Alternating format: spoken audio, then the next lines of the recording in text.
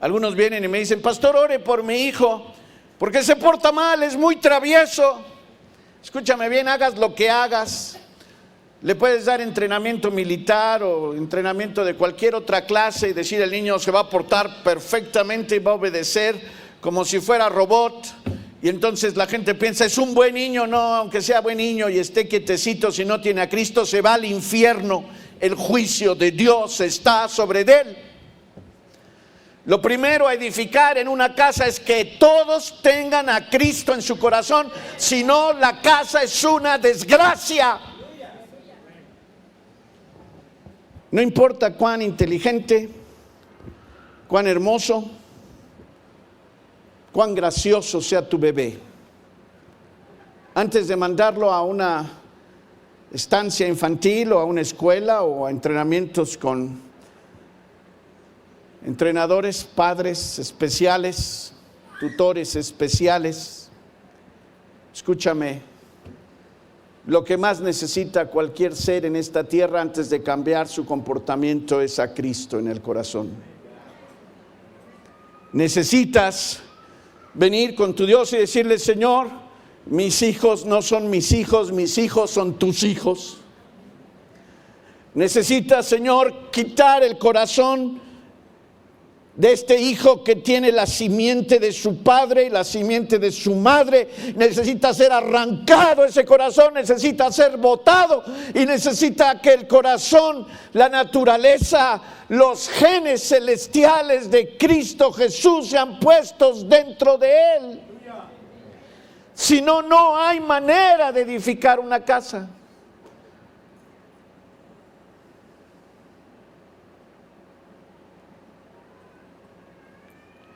¿Para qué vienes? Para que ore, para que se le quite lo torpe o lo desobediente, lo incapacitado a tu hijo. Ese es el resultado de tu pecado, transmitido genéticamente a tu hijo, sobre el cual la sentencia y la severidad de Dios está. A veces deberíamos de temblar al pensar: mi hijo se parece a mí. Dios guarde.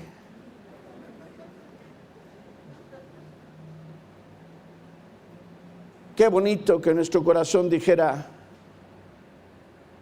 mi hijo tiene casi nada de mí y mucho de ti, Señor, porque es tuyo. Con esos hijos son con los que Dios va a tratar. Y son con los que Dios va a edificar. ¿O quieres pecadores, serpientes que han sido adornadas, extrañamente hermoseadas ante los ojos de la humanidad? Escúchame bien, muchos en tu familia no son más que serpientes hermoseadas, sobre el cual la pie de Cristo se posará para destruir su cabeza y hacerlos pedazos.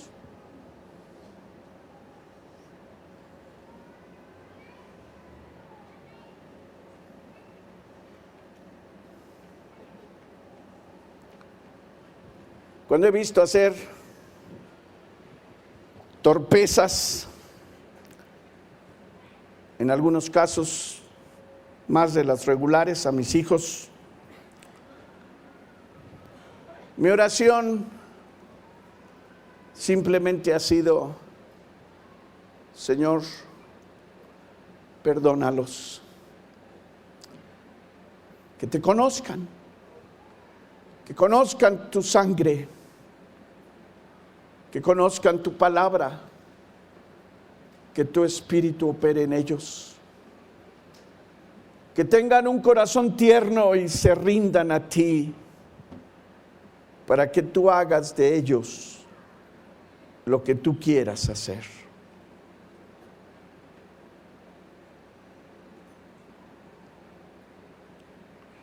A veces estás orando porque tus hijos tengan profesión, tengan dinero, tengan una compañía hermosa o guapa, porque tengas nietos con los que puedas jugar. Todo aquí, todo en esta tierra. Qué bonito sería que oráramos y dijéramos: Padre, estos muchachos son tu heredad. Señor, dime cómo, y haz lo que quieras para que un día los vea contigo allá en el cielo.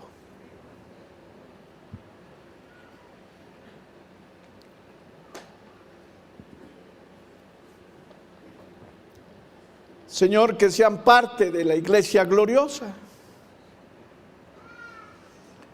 que justifiques, porque tengan fe en ti, sus pecados, que los santifiques para que se parezcan a ti, porque sanes sus enfermedades en el alma que yo les he heredado, porque les des la salud de poderte cantar y adorar y andar delante de ti.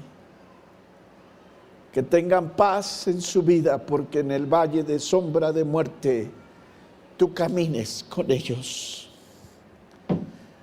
Porque ellos no sean ellos, sino tú los llenes de vida resucitada, y un día, siendo parte de tu iglesia gloriosa, desde esta tierra disfruten de tu gloria.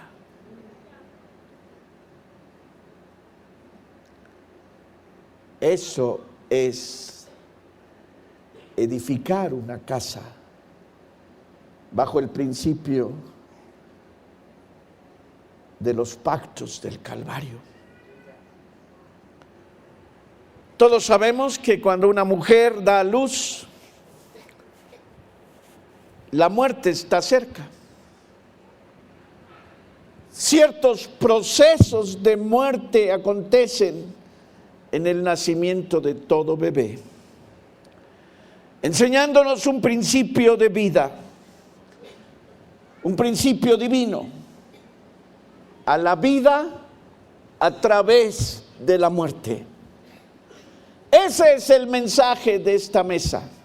Ese es el mensaje de Santa Cena, a la vida a través de la muerte. Cada vez que un bebé está en las manos y aparece en esta tierra, estás hablando un proceso de vida a través de la muerte.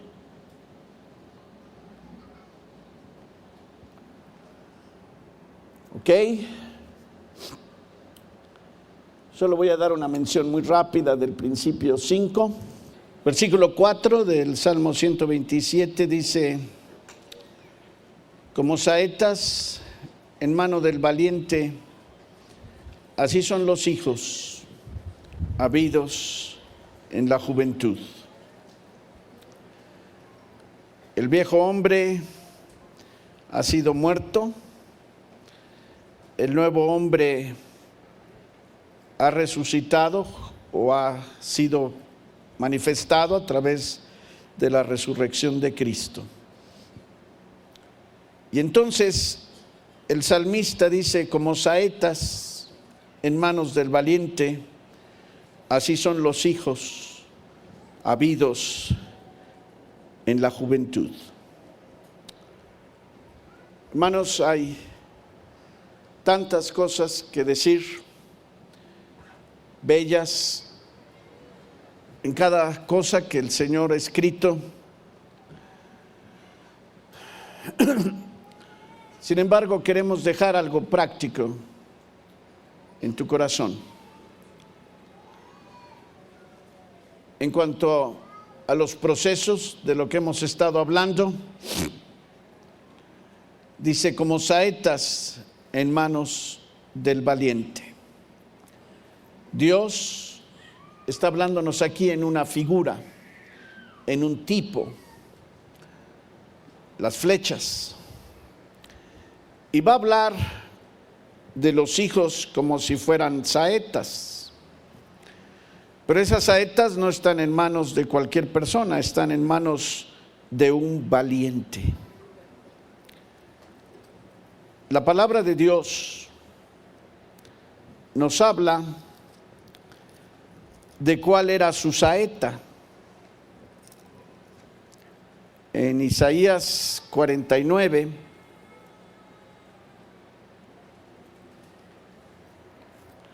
dice la Escritura: oídme, islas, y escuchad, pueblos lejanos.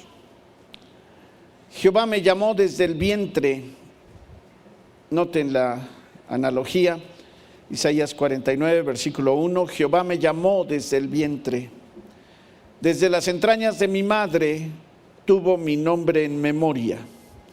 Esos que consideran que hasta que el hijo nace o la criatura nace, entonces tiene personalidad, ignoran por completo estos y otros textos en la palabra de Dios, en que dice que los bebés desde las entrañas de su madre, Dios los conoce por nombre. Y entonces dice versículo 2: y puso mi boca como espada aguda, cubrióme con la sombra de su mano, y púsome por saeta limpia, guardóme en su aljaba, y díjome: mi siervo eres, oh Israel, que en ti me gloriaré.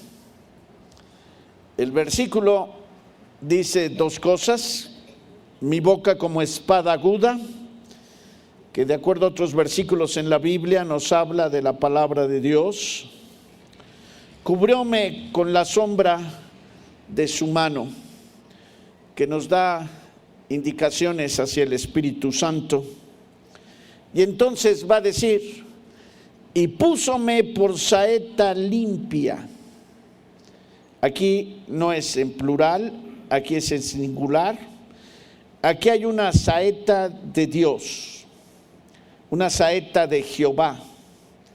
Dice: limpia, y guardóme en su aljaba. Las flechas, hermanos, y la arquería es algo que tiene sus reglas, tiene sus bellezas, tiene sus peligros. Ahora ya no es tan popular. En nuestro tiempo ya no es tan utilizada.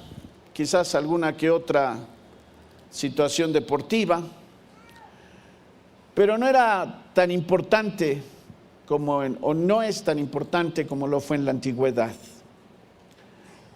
Los ejércitos tenían una sección especial de arqueros y eran parte fundamental para el día de la guerra, para los días de guerra y de la batalla. Los varones jóvenes eran entrenados para poder ser de lo mejor al ser arqueros. Y en ese tiempo, la victoria o la derrota iba en muchos casos a ser decidida por la sección de arqueros en los ejércitos. Lo menciono así porque eso nos pone inmediatamente en la verdad 5, las verdades del dominio. Dios, congruente con su propósito desde Génesis, ha puesto al hombre, al verdadero nuevo hombre, para que tuviera dominio en todo lo que fue creado. La realidad es que el hombre común y los cristianos, muchos cristianos en esta época por ignorancia, viven bajo autoridad, bajo dominio de seres extraños, de potencias extrañas, en vez de que toda la creación esté debajo de autoridad, de la autoridad de ellos, de la que Cristo les ha dado a ellos. Pero, ¿cómo miraremos acerca de la autoridad? Primero, la palabra de Dios dice específicamente, cuando el Señor se va, toda autoridad me es dada en el cielo y en la tierra. Por tanto, id y proclamad el evangelio a toda criatura, enseñándoles que guarden todas las cosas que yo os he mandado o que les he enseñado, bautizándolos en el nombre del Padre, del Hijo y del Espíritu Santo. Y aquí yo estoy con vosotros todos los días hasta el fin del mundo. No tengo tiempo, pero en este pasaje hay algo que subrayar. Las 4 características mayores de la divinidad están puestas. Está allí la omnipotencia, la omnisciencia, la omnipaciencia y la omnipresencia de Dios. Pero quiero destacar en este punto cuando dice: he aquí toda potestad, toda autoridad me es dado en el cielo y en la tierra. El que está hablando es el Señor Jesucristo. La clave en las verdades del dominio es el Señor Jesucristo. Él es quien tiene toda autoridad. Hacemos mal cuando le ponemos énfasis a la autoridad del pueblo sin considerar la posición correcta que debe de ser estar puesta en Cristo Jesús. Él es el que recibió la promesa de siéntate a mi diestra en tanto que pongo a tus enemigos debajo de tus pies. Y una vez que Él está en la autoridad, en la posición correcta, el Señor va a decirles específicamente: yo quebrantaré presto a Satanás debajo de vuestros pies. Es cuando nuestro Señor está en el trono de autoridad, cuando la iglesia va a poner bajo su control a los principados y potestades y malicias espirituales, y va a tomar autoridad sobre 7 reinos. Pero ¿cómo vemos esto en las flechas? Dice: Jehová me preparó, me guardó como saeta limpia, me cubrió y me puso, me preparó, me hizo como saeta limpia.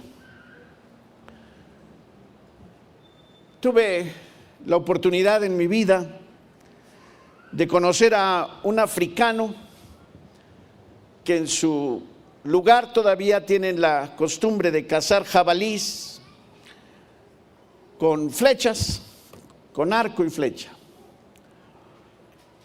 Es más por una situación deportiva, pero todavía es una práctica grande, extendida en esa parte de África. Y me empezó a comentar algunas cosas y me dijo: bueno, las situaciones de la arquería no son como la gente piensa. A veces yo tenía en mi cabeza la idea de niño, a mí de niño mis papás me compraban un arquito que lanzaba unos dardos que tenían unas gomitas en el frente y ¡pum!, se pegaban en la pared. Pero con ese hermano tuve la oportunidad de pulsar un arco de verdad. Yo no sé cuántos hayan tenido oportunidad, pero les aseguro que gran parte de nosotros, y eso ya fue hace años, no tenemos la capacidad ni de extender el arco. Simplemente hacer esto de tomar el arco firmemente y jalar la cuerda atrás para montar la flecha requiere de unos brazos extraordinariamente fuertes, capacitados y entrenados en manera especial. Y cuando tú ves las flechas, te das cuenta que no es un juego de vaqueros y de indios pegando la gomita sobre de tu compañerito de juego. Realmente es un arma extraordinariamente mortal. Y cuando estábamos platicando me dijo: mira, ahora las cosas están tecnificadas y reglamentadas, pero en lo natural, cuando alguien quiere usar de arco y flecha, tiene que hacer varios procesos. Para preparar sus flechas, hay que empezar porque no se pueden comprar por situaciones genéricas, decir, deme una flecha. Y me dijo, la razón es muy sencilla, cada quien tiene su dimensión. El movimiento en que tú estiras el arco y jalas con la flecha tiene que cumplir exactamente la distancia que hay de la punta de tu mano a tu hombro. Y cada quien es diferente en esa distancia. Así es que no todas las flechas son iguales para todos cuando eres un profesional. La siguiente cosa es que en tiempo anterior cada quien hacía su flecha. Iban a los árboles, cortaban, seleccionaban una madera especial, la cortaban con los instrumentos que tenían y de ello hacían la parte central, el eje de la flecha. Después buscaban una piedra especial en ese tiempo que no fuera muy blanda y que no fuera muy dura, pero que tuviera cierta consistencia especial. Ahora, ¿cómo la hacían? Cortaban la madera y el primer trabajo para hacer una flecha, lo que tenían que hacer es hacer que el eje de la flecha fuera extraordinariamente o lo máximo posible de rectitud. Cuando tú compras una flecha, necesita el eje estar perfectamente recto. Si el eje de la flecha no está perfectamente recto, la flecha se gira en el aire en la dirección en que está torcido el eje. Entonces los guerreros iban a los árboles, cortaban su pedazo de madera y se sentaban, lo iban adelgazando y entonces agarraban diferentes instrumentos y les tallaban y les tallaban y les tallaban y les tallaban y levantaban cada vez el eje y lo miraban una y otra vez en diferentes maneras para probar que el eje fuera perfectamente recto. Después de eso, les mencioné, buscaban una piedra y no puede ser muy blanda porque al llegar a su objetivo se achatan, pega la punta y se achatan. La tienen que trabajar y la tienen que dar filo en diferentes lugares para que aquello que está cortante pueda penetrar hacia aquello que está tirado. No puede ser extraordinariamente dura porque rebota, no puede ser muy chata porque se aplasta. Y ya que tienen el eje y tienen la punta, en la antigüedad le ponían plumas de aves y eso tiene una motivación especial. Algunos piensan que quizás los indígenas les gusta mucho adornarse y ponen plumitas de colores, pero no.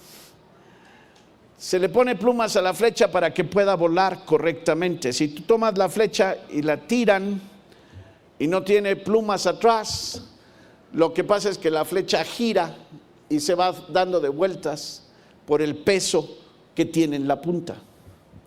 Entonces tiene que tener atrás las plumas para que pueda volar correctamente. Ahora, tú dirás, bueno, ¿qué le pasa, pastor? ¿De qué está hablando? Voy a decirte muy rápido. Los hijos necesitan varias cosas. Si tú ves Isaías 49, habla del Hijo, Cristo Jesús. Él era la flecha de Jehová. El Salmo 127 está hablando de un hombre joven que llenó su aljaba, pero el trabajo en ese tiempo no es como ahora podrías pensar, voy al supermercado y digo, deme a ver de qué ancho está mi aljaba, deme 20 flechas o 12 flechas y las meto, no.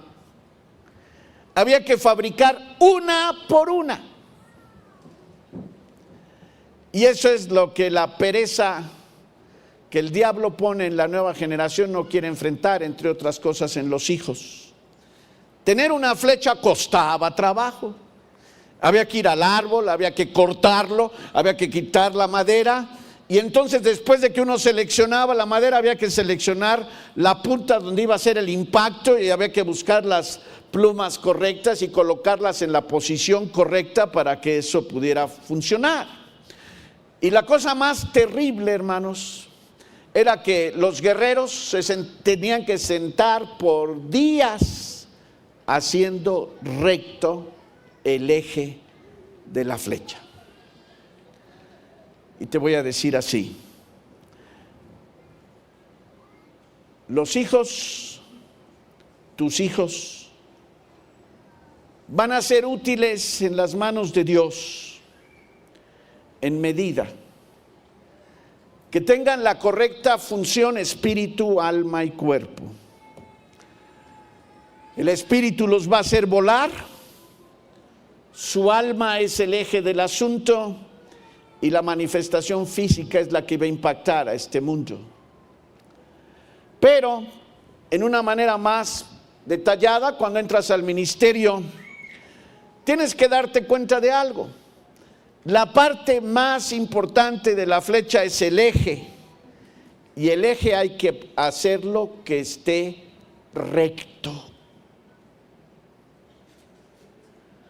Si tú crees que tu trabajo es darle a tus hijos ropita, ponerlos bonitos y peinaditos, físicamente estás completamente en el error. Lo primero que hay que hacer con un niño es hacerlo recto, justo, limpio, santo, derecho, responsable. Eso es lo que hay que trabajar en el alma de un hijo. Y eso es lo que cuesta.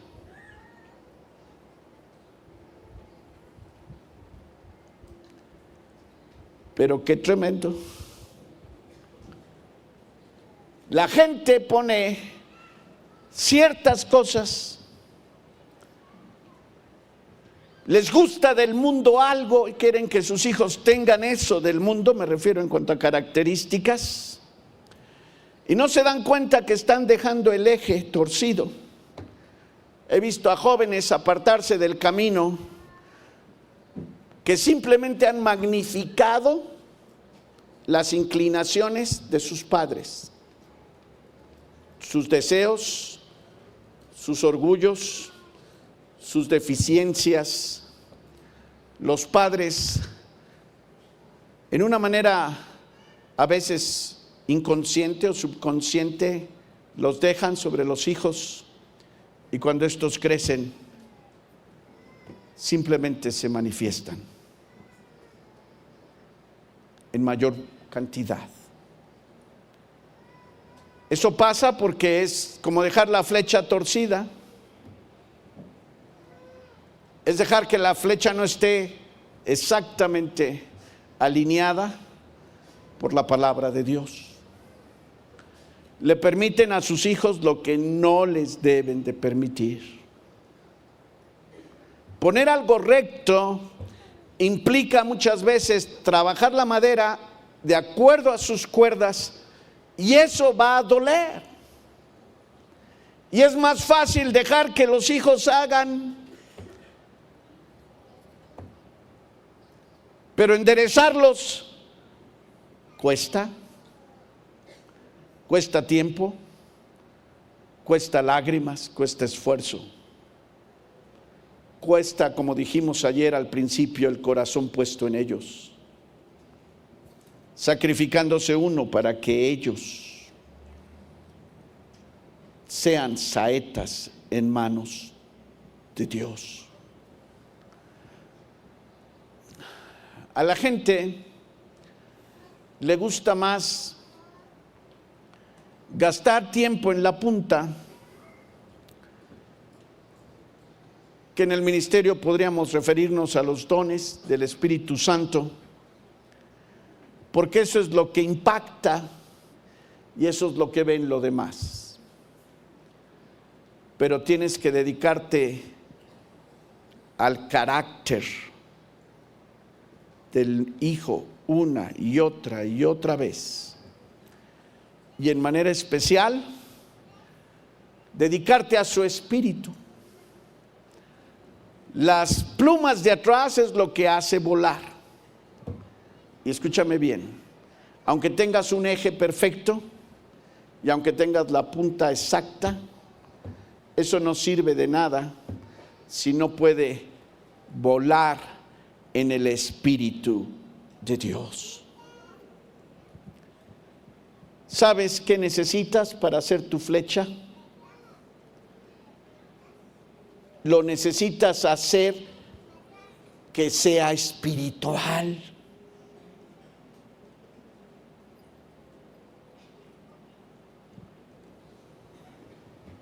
Y los padres gastan multitud de tiempo haciendo a sus hijos extraordinariamente naturales, sociales, para vivir en esta tierra. Esos hijos salen de tu barco, dan unas cuantas vueltas y se clavan en la tierra. Pero hay veces, y a mí me fascina, hermanos, porque en la antigüedad los guerreros usaban mucho de su espada y de su lanza, peleaban cuerpo a cuerpo, pero había lugares donde no podían llegar.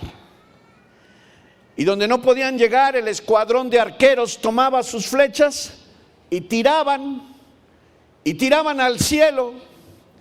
Y las fortalezas eran tomadas porque las flechas llegaban donde el guerrero no podía llegar. Y yo no puedo olvidar el día que mi padre espiritual me dijo: Moisés, en el espíritu no hay límites, aprende a volar. Hay un canto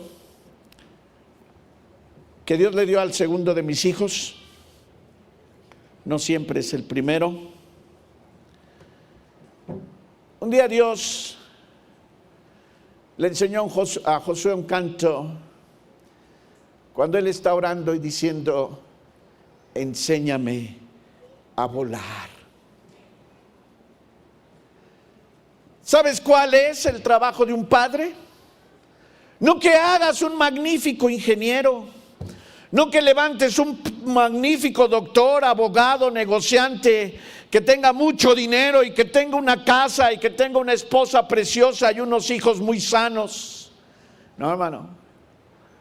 Tu trabajo como papá es levantar muchachos, hijos e hijas que sepan volar, que sepan captar el soplo del Espíritu estando en la vida resucitada de Cristo Jesús, para que eso los levante más y más y más, y cuando están volando puedan llegar donde Dios quiere, número uno, y número dos, donde tú no has podido llegar.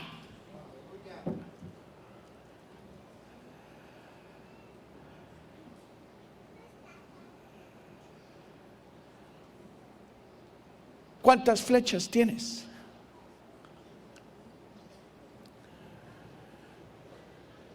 De los tiempos de escuela, recuerdo uno de los clásicos que les daba a leer a los estudiantes de literatura aquí en México. Tiene un relato cuando los aztecas querían extender su dominio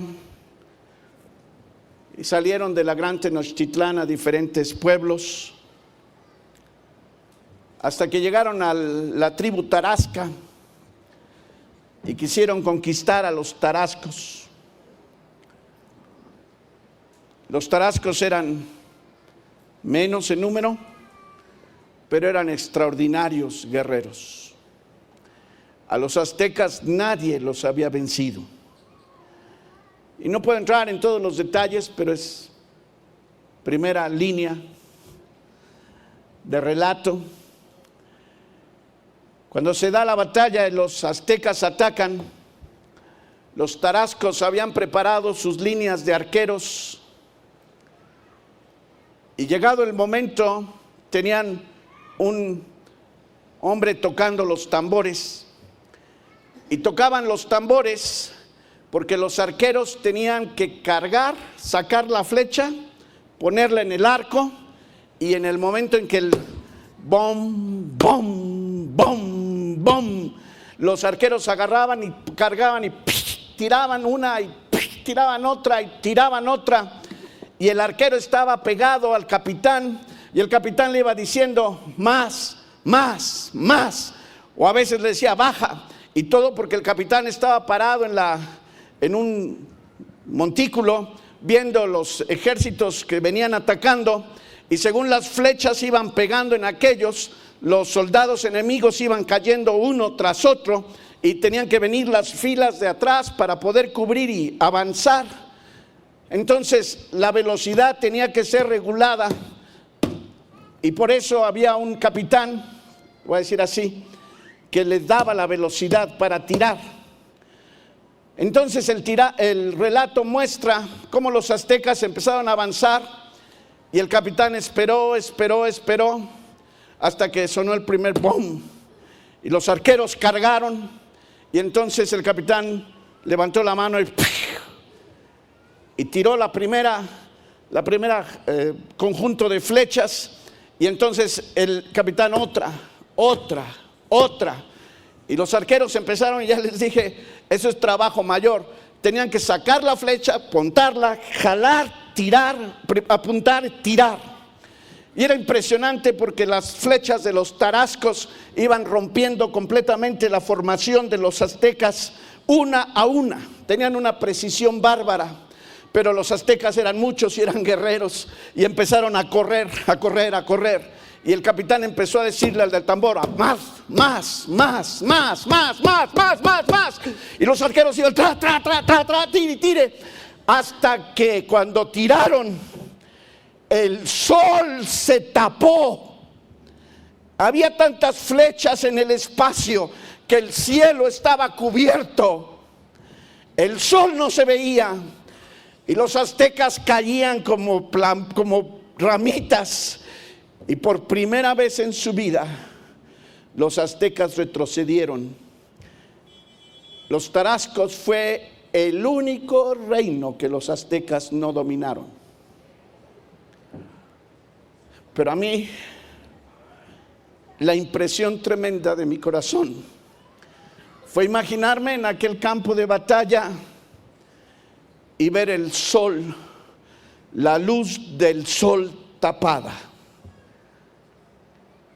por flechas que llevaban un mensaje de muerte sobre el enemigo. Arqueros que tenían una capacidad especial. En el relato de la batalla pasa algo. Los aztecas tenían también sus arqueros, sabían de esas técnicas y en algún momento al capitán que estaba en el montículo y al que estaba tocando el tambor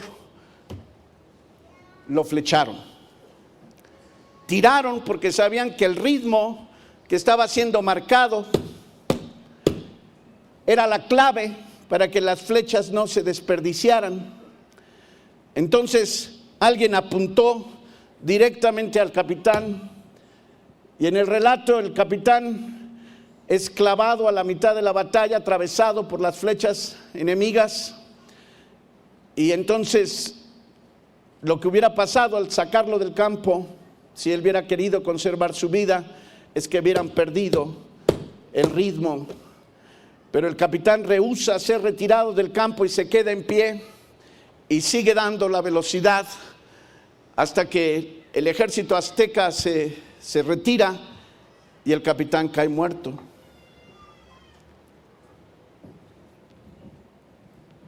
Hermano, Dios está esperando tener sus flechas. Ya hay mucho dicho, pero dice que hay sableta limpia, dice nuestra revisión. En otra revisión dice bruñida o brillante. Esa saeta es Cristo, y dice que Dios lo puso en su aljaba, o en otras palabras, la sepultó. Cuando tú lees el relato en el Salmo 127, lo que dice específicamente es: como saetas en manos del valiente, así son los hijos en la juventud. Vamos a ver que el que tiene los hijos no solo tiene flechas, sino que va a pasar el tiempo y va a llegar anciano y va a llegar a viejo. Cuánto Dios nos diera hogares que tuvieran ancianos según la Biblia. Pero los hijos tienen que quedar en la aljaba, tienen que estar sepultados, tienen que estar guardados hasta que el tiempo de Dios lo va a sacar y lo va a lanzar. Le puedes enseñar muchas cosas a tus hijos, pero ruégale a nuestro bendito Señor que un día le puedas enseñar algo acerca del tiempo y de los tiempos en la vida, porque eso es secreto de sabiduría.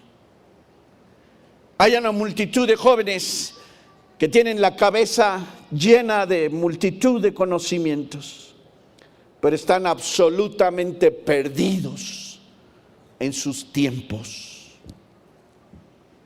Hay gente que hace exactamente lo correcto, precisamente en el tiempo equivocado.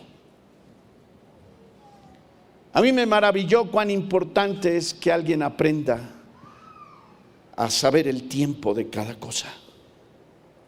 El otro día me sonreí, leí una de las frases de Juan Sebastián Bach, considerado el padre de la música, que tocaba varios instrumentos, y decía: tocar instrumentos musicales es lo más fácil que existe. Solo hay que tocar la tecla adecuada en el momento adecuado. Eso es todo. ¿Qué les parece, hermanos músicos?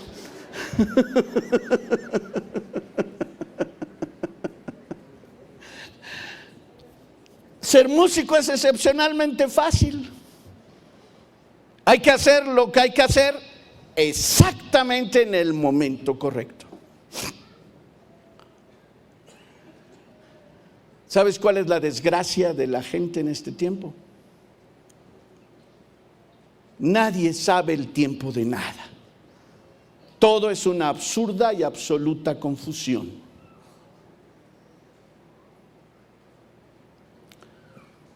Bueno, ¿cuándo vamos a caminar así?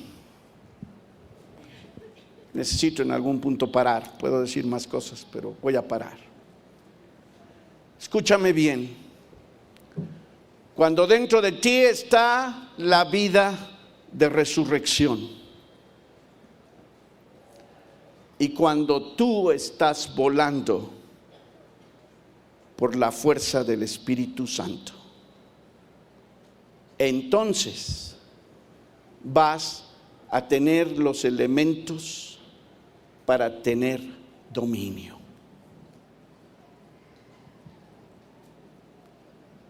Escúchame bien. Esto es algo espiritual. La gente que se mueve en el Espíritu y que tienen comunión en el Espíritu con Dios, que es Espíritu, van a tomar lo espiritual y lo van a acomodar a lo espiritual, y el ser nuevo que está dentro con vida resucitada de los que son de Cristo va a recibir un toque celestial, una capacidad divina de omnipotencia para poder ejercer en las verdades del dominio. Ya no vivo yo, mas vive Cristo en mí. Y Cristo está vivo. Y cuando estés mordiendo el pan, puedes decir: ya no vivo yo, mas vive Cristo en mí. Y Cristo está vivo. Y lo que ahora vivo, lo vivo en la fe de aquel que me amó y se entregó a sí mismo por mí. Estoy vivo en Cristo Jesús porque Él murió por mí. Estoy vivo en Cristo Jesús porque Él resucitó por mí. Estoy vivo en Cristo Jesús porque Él vive en mí. Jesucristo ha resucitado. Primicias de los que durmieron ha sido hecho. Gloria al Señor. Cristo está vivo y Cristo viene por mí, por una iglesia que tiene dominio, por una iglesia que tiene autoridad, por una iglesia que no está arrodillada ante Satanás, ni ante la carne, ni ante el diablo, ni ante esta sociedad, ni ningún espíritu religioso, sino que viene por una iglesia que ha experimentado la muerte y la resurrección. Y que está esperando y clamando: Señor, ven por mí. Ven, Señor Jesús.